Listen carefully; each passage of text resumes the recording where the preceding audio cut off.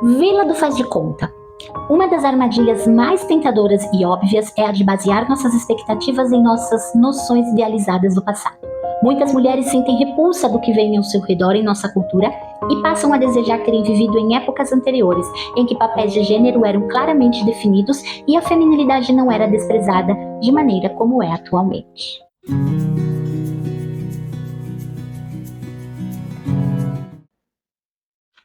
Olá, queridas amigas, como vocês estão? Eu sou Eli Antônio Luizaga e esse é o nosso canal. Sejam bem-vindas, porque depois de alguns meses, como 2 por aí, né? Fizemos uma pausa, fizemos umas férias, recalculamos a rota e estamos de volta e vamos continuar com as nossas resenhas desses livros tão maravilhosos que nós temos aqui nessa playlist. Convido vocês a salvar, compartilhar, comentar, porque esse ano a gente pretende dar um up aqui nesse canal para que ele alcance muitas outras mulheres. É um prazer estar com vocês, é um prazer continuar com a nossa parceria com a Cantares Presentes. A Cantares é a nossa loja de artigos evangélicos aqui na cidade de São Caetano do Sul.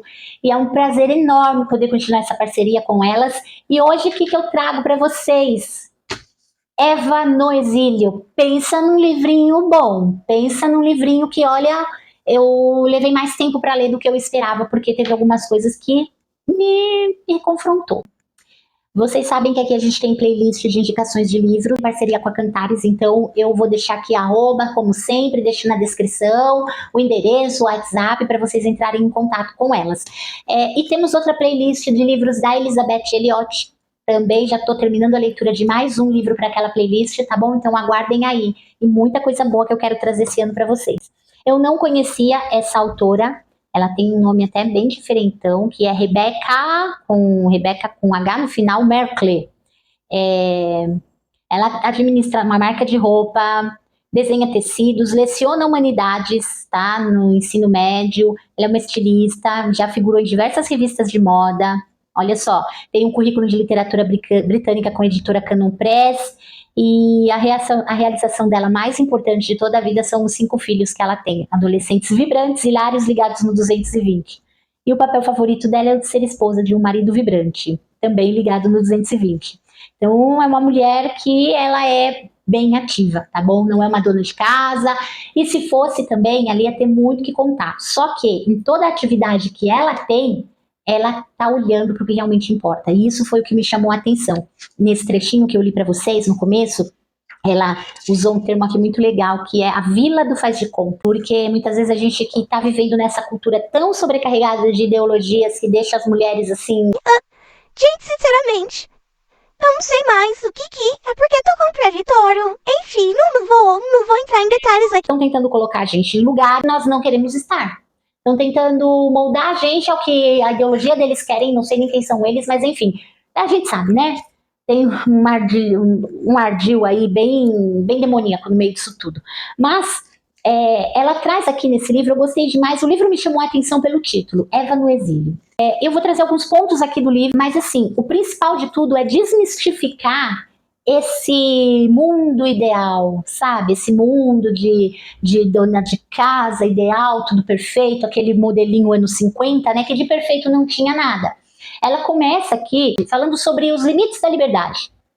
Por quê? Hoje nós vivemos em um mundo que há uma guerra de limites. Ou seja, é uma guerra. Porque se você quer pôr um limite pro seu filho, vem a tal psicologia, não sei das quantas, falar que não, que você precisa fazer assim, fazer assado, que você não pode limitar tanto, as mulheres não podem ter limites, elas podem fazer o que elas querem, porque elas são poderosas, e isso tá um caos cultural. Nós vivemos um caos cultural em tudo isso, e ela fala que nós nascemos em um mundo que está com guerra nos limites. As pessoas estão derrubando cercas, estão golpeando barricadas, e estão copiando limites imaginários. Então ela discorre muito bem aqui nessa introdução, já ambientando e colocando a gente na atualidade, no momento que nós estamos.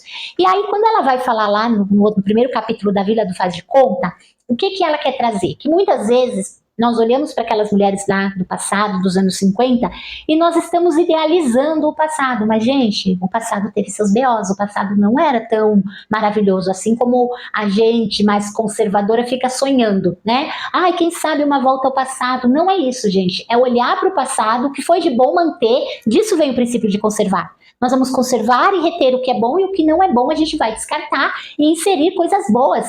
E nós, como cristãs, nós precisamos entender que a nossa pauta principal são as escrituras. E a partir daí, nós vamos colocando as nossas ações, fazendo o que precisa ser feito no nosso dia a dia, nas nossas tarefas e missões aqui. Essa feminilidade do padrão dos anos 50, a mulher ela ficou desocupada. Ela entrou num tédio, porque para pensar, foi uma época de avanços também tecnológicos, foi uma época que a mulher já não tinha que fazer tudo na mão, ela já tinha uma máquina que auxiliava, ela não precisava já ficar fazendo coisas que ela fazia manualmente, que levava muito tempo, ela já tinha ali um eletrodoméstico que facilitava a vida dela, então foi meio pintando aquele arzinho pós-guerra, né? A Marty sai para trabalhar, a mulher fica em casa cuidando do jardinzinho, coloca aquela roupinha bem bonita, com aquela luzinha, sapatinhos, cabelinho, chapéuzinho, bolsinha, e conversa com as amigas e é tudo muito perfeito, leva o filho pra cá, cresca lá. Gente, essas mulheres, elas estavam deprimidas, porque em algum momento da vida virou um tédio.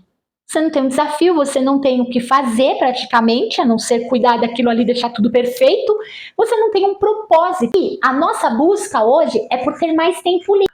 Mas, gente, será que é isso o caminho?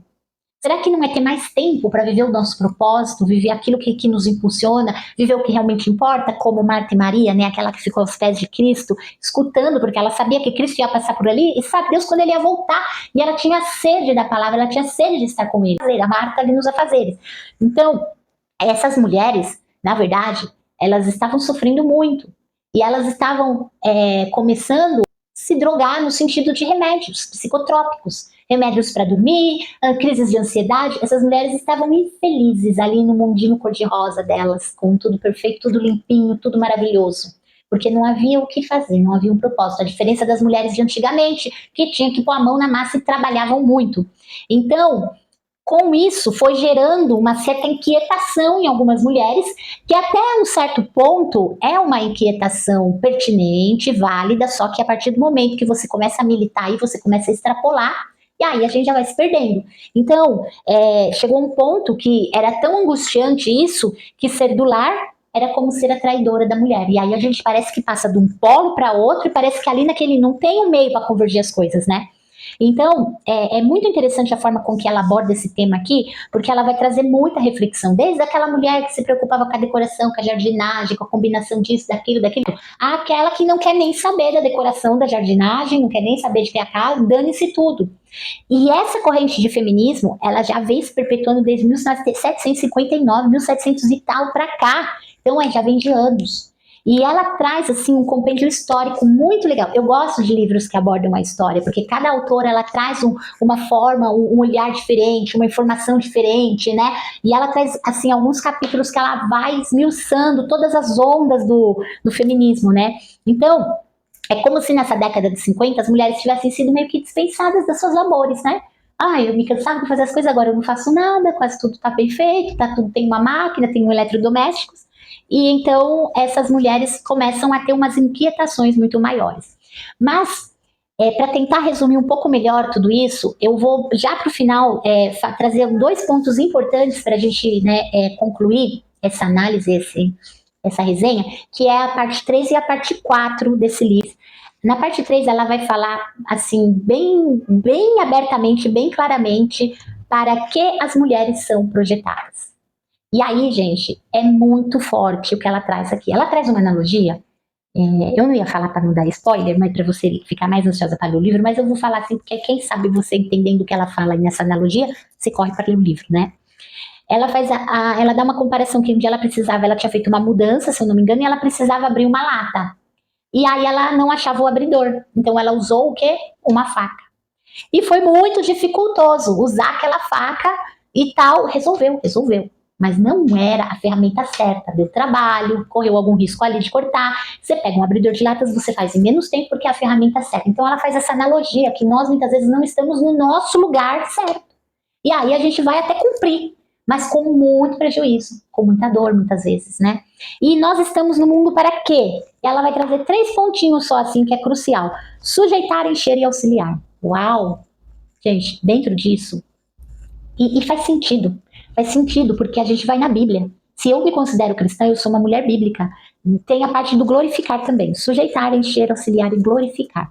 Então, quer dizer, como mães, seja ajudando pessoas, sendo mães para as pessoas nessa questão do cuidado, do auxílio, né? Sujeitando-nos a Deus, principalmente, mas sujeitando-nos de maneira sábia a nossos esposos, quem é casada, aos pais, quem está com os pais, certo? Então, aí vem, discorre tudo. As outras coisas, gente, se tem que arrumar a casa, sim, tem, vamos arrumar. Se vai dividir as tarefas, porque os dois trabalham. Se ela tem uma carreira, se ela não tem, se a carreira dela é a casa, os filhos, isso é secundário dentro do grande plano de Deus. E quantas vezes nós estamos brigando, nós estamos ali em cima do que não é tão importante, estamos nos afastando do importante. Então eu achei demais mesmo, é um livro que vale muito a pena você meditar nele. E lá na parte 4 do livro, ela vai trazer algumas reflexões e algumas formas de como podemos viver o nosso projeto, né? Se nós somos um projeto de Deus, Deus colocou um projeto também nas nossas mãos, como nós podemos viver bem esse sujeitar, encher, auxiliar, glorificar. E ela não gosta até, ela fala no começo, né, que ela não gosta muito de ficar dando dica, que sim, que nós somos feitas para trabalhar, tá? E para trabalhar muito. Ela fala assim, se tudo isso é verdade, como vivemos de uma maneira que maximize nosso projeto?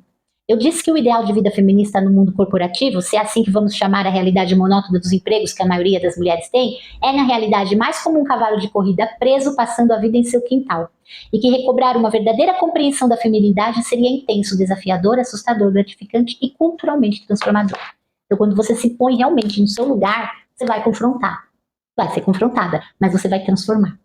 Então, eu achei muito legal, seja do lar ou não, sabe? É muito bom. Aqui na página 166, eu lembrei muito da Liturgia do Ordinário. Eu vou deixar o card aqui também, que tem resenha desse livro no canal.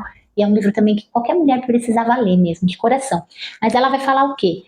Se você decide usar, né, a tarefa que foi colocada na sua frente, de maneira que aprenda mais sobre Deus e esse mundo exuberante que ele colocou, então um mundo de coisas surgem para você colocar isso. Ela fala assim, surge do chão, horas, vão surgir coisas para você fazer.